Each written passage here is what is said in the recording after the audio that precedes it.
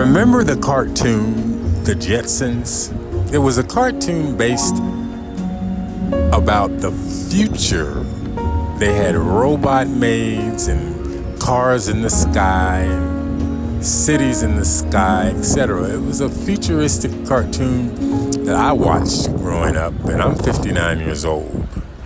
So people my age would probably remember it. And I think they made a movie called The Jetsons movie, or they brought the cartoon back recently. I know within the past 10 to 20 years, if not before then.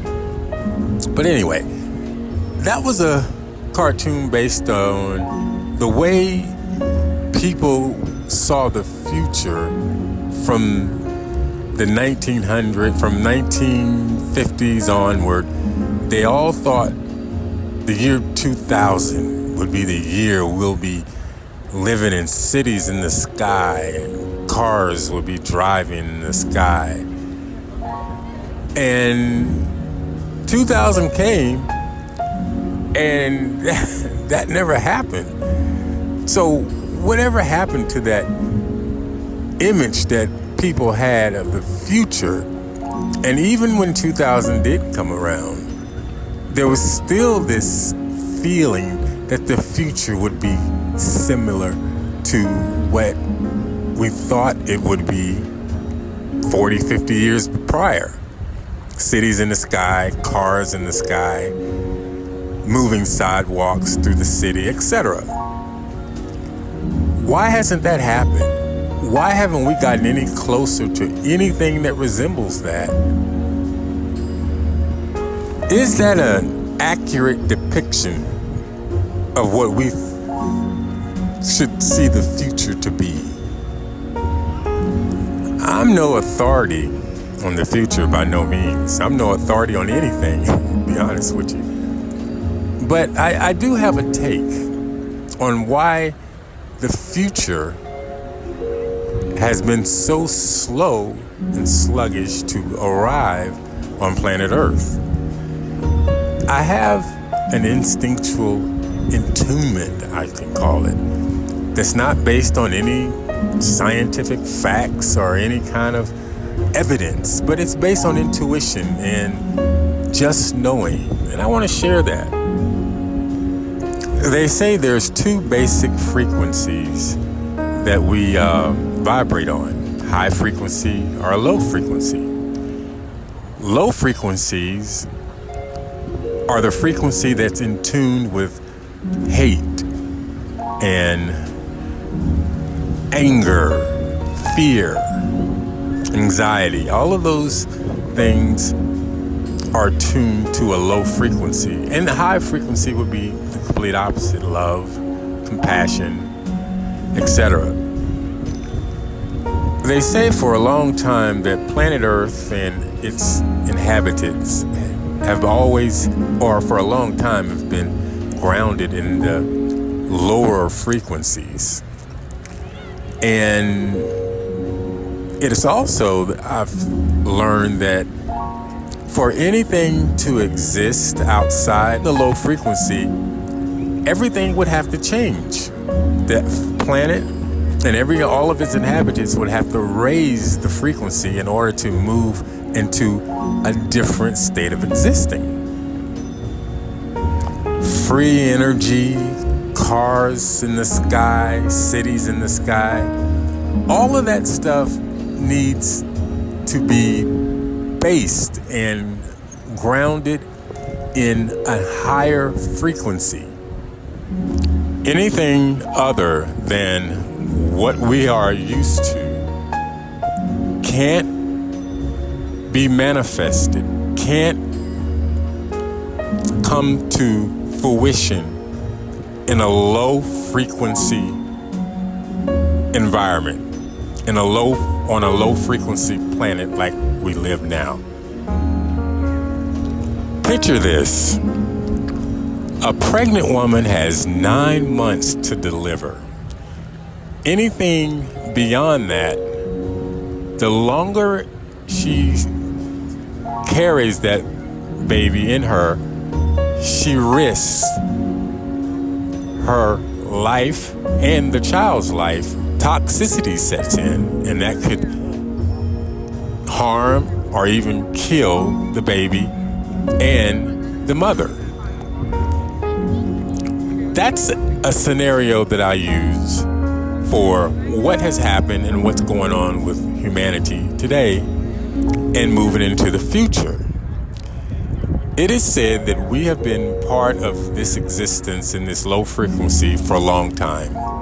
Eons, thousands, millenniums, I don't know, but they say for a long time. And it has finally run its course. It's like the 9th month of pregnancy. And from my understanding, we are in like the week after 9 months, or even later than that. It's becoming a crisis for us to stay in this duration. We are putting ourselves, humanity, at risk of becoming extinct, and the other inhabitants of the planet are being sacrificed because of humanity's inability to raise its frequency. Well, the Creator is not going to allow that. The human race is not part of an extinction process, I don't believe. So the Creator puts situations, people, scenarios into the human existence to move us forward, because we are in the ninth month, 1 week state where we have to deliver. Humanity has to come out of this state because we are getting toxic, because we've been in it longer than we were meant to be. So the Creator sends in leaders, individuals, and place them strategically to help raise the frequency of the planet and the species. Some leaders are put on the west, some leaders are put on the east. Individuals are put in America, individuals are put in Africa, Asia, all over the planet to help raise the frequency of the planet and humanity. Kind of like when a doctor has to induce labor. That's kind of like what's happening to us right now. Labor is being induced because we haven't come up out of this state of existence. So creation has to intervene and induce labor on humanity.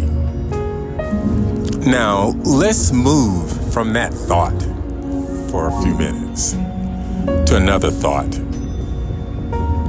Every individual, every nation has to be responsible for raising their own frequency. It can't be done from the outside, from outside influences. It can't be, there can be interference from outside influences, but every individual is responsible for his or her frequency being raised. And so is every nation. The United States is one of the countries right now who has a low frequency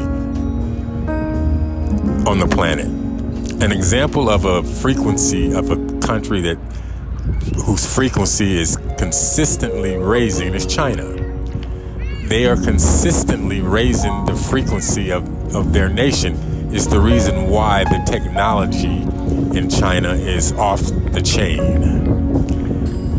Is because they're able to maintain what it takes to keep that type of technology going because of the frequency bubble that they're in.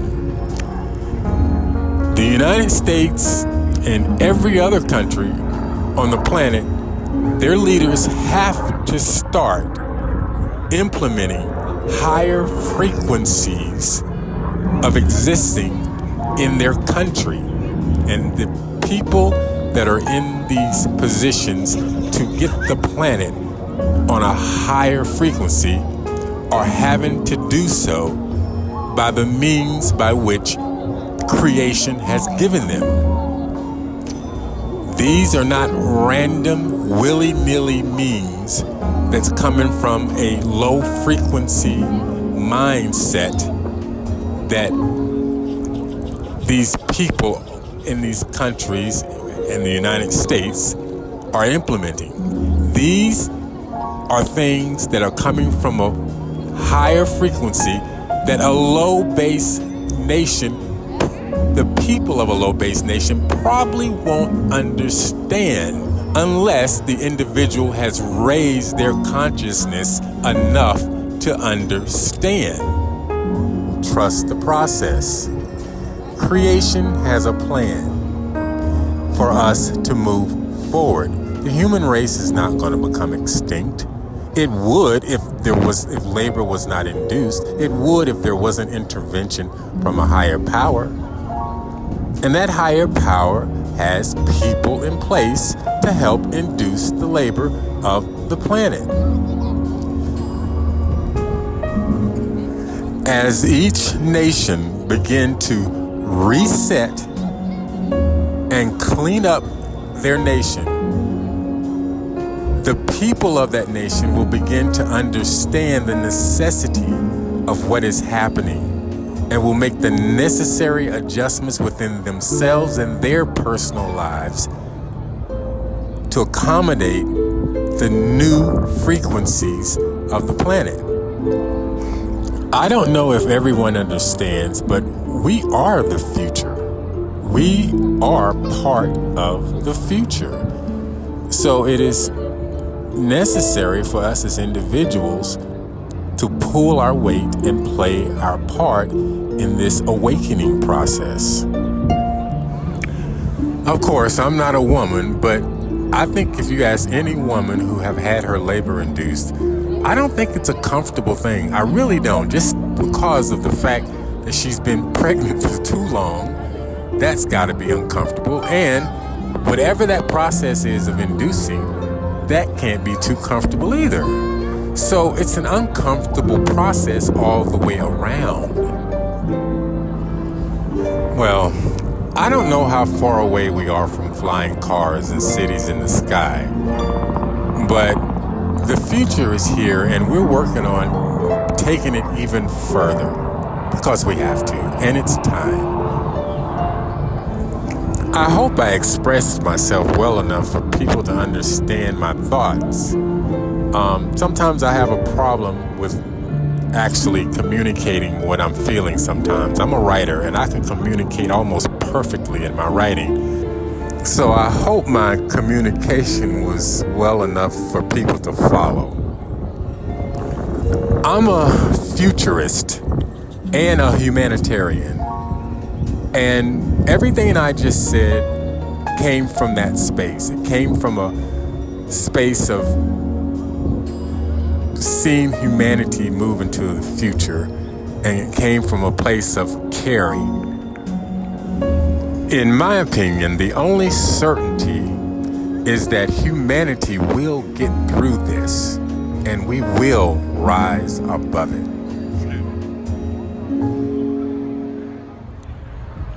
You know, I made this video because a lot of our leaders in this country right now are getting a lot of flack and a lot of grief for doing something that's helping humanity. They're doing something that they're called and they're being led to do, and they're getting grief from either, I don't know, the guilty or the people that don't understand, or the people who are still associating the old way of doing things, and that there's got to be some kind of trick behind it and this, that, and the other. I don't know where all that hatred and all that grief these people are getting are coming from. And I'm speaking specifically about the president and Mr. Musk.